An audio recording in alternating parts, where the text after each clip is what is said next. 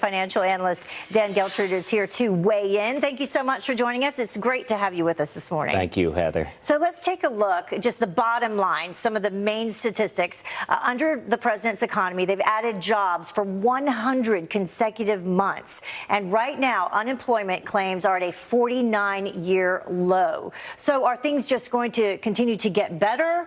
Will this last, or is there a big bust coming? I don't know if there's a such thing as the perfect economy, but we're getting pretty darn close to where we are right now. So do I think this is going to last? Yeah, I think it is going to last for quite some time.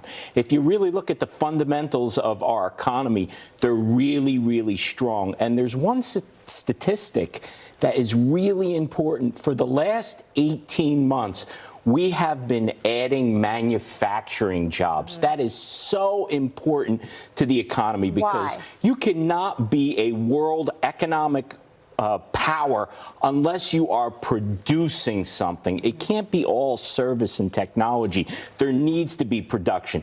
That is why China became such a world economic power, because of production. We have to be able to compete. A lot of people thought President Trump was crazy when he was saying we were going to bring manufacturing back, but he's actually been able to do it. He is doing it. I mean, I heard someone talking just the other day about, presidents say what they will do, but we have President Trump saying what he is currently doing, because it is happening. I mean, you can take a look at the unemployment rate across different sectors, African-American community, Latinos, Hispanics, and really everybody is benefiting right now. They really are. And one of the important things that we have to keep our eye on is what the Fed does with interest rates. Right. We've seen the president putting a lot of pressure on the Fed chairman, Jerome Powell, in terms of saying we have to keep this interest rate low. Because if that interest rate starts to rise, you will see the economy slow down. And that's something that the president doesn't want. And quite frankly, I don't think Americans want. That's interesting. Well, something that Americans do want, they always want,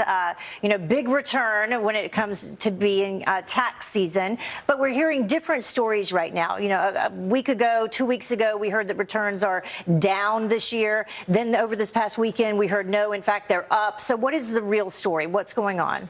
So 2 weeks ago, there was a report out that refunds were down 8.4% compared to last year.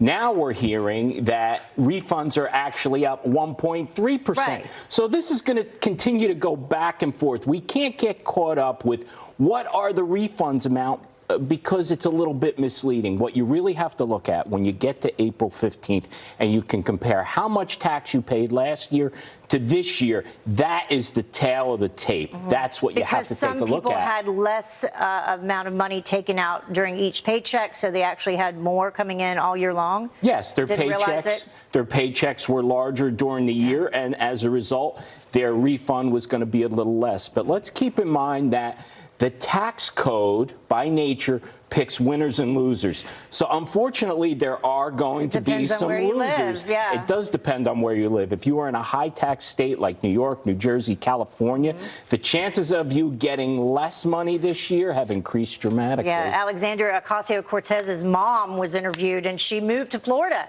for that reason from New York before the Trump administration, I should point out. So because she talked about taxes being so high here. I always say wealth is mobile, so if you're going to overtax people in one state, they'll simply move to another. That's a good quote. I like that. Wealth is mobile. Thank you so much, Dan. Thank you. Love having you with us.